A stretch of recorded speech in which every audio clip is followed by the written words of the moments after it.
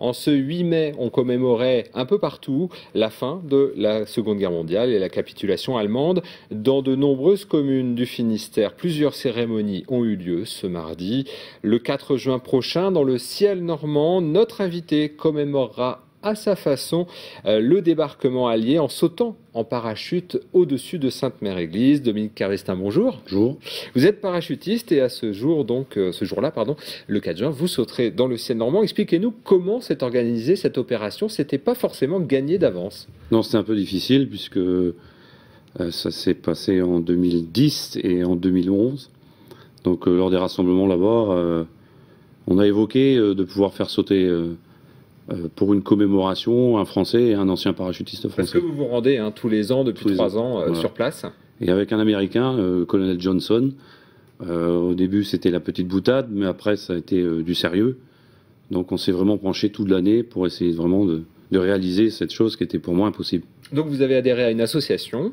J'ai eu du mal d'abord, par le biais de la Fédération française, à adhérer parce que c'était pas possible. Au niveau des brevets, il fallait refaire et faire beaucoup de choses pour que ça passe.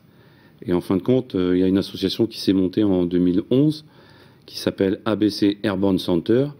Le président est M. Christian Dissler, qui a monté cette association avec beaucoup de courage et puis j'ai beaucoup de volonté, donc une volonté de parachutiste, et qui est arrivé à commencer à faire sauter les gens avec un avion, avec un Antonov à Guéret l'année dernière, dont des sauts en Hollande, et puis là, maintenant, un saut organisé sur la Normandie. Alors, vous vous êtes entraîné pour ce saut. Oui. On va découvrir des images de vous en action.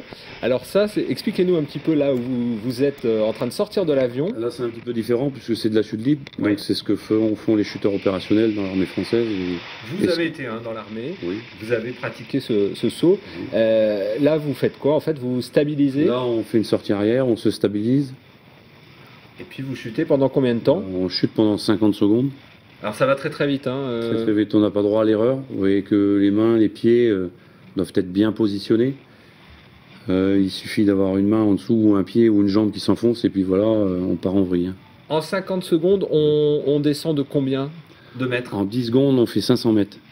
Donc le temps de souffler et on a déjà chuté de 500 mètres. Voilà, des fois on n'a pas trop le temps de souffler, donc il faut vachement faire attention, il faut être très bien dans sa tête.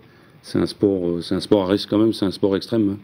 Voilà. On voit que les nuages se rapprochent très très vite. Oui. Est-ce que le saut que vous allez effectuer le 4 juin au sud de Sainte-Mère-Église sera le même? Non, il va être différent.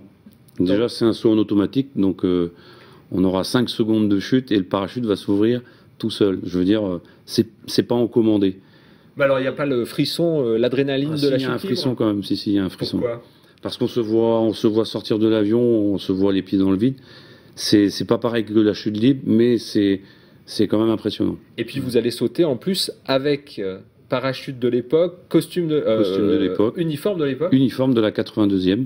Donc la 82e Airborne, c'était la division américaine qui a sauté. La deuxième division américaine qui a sauté sur Sainte-Mère, sur l'ouest donc de Sainte-Mère-Église.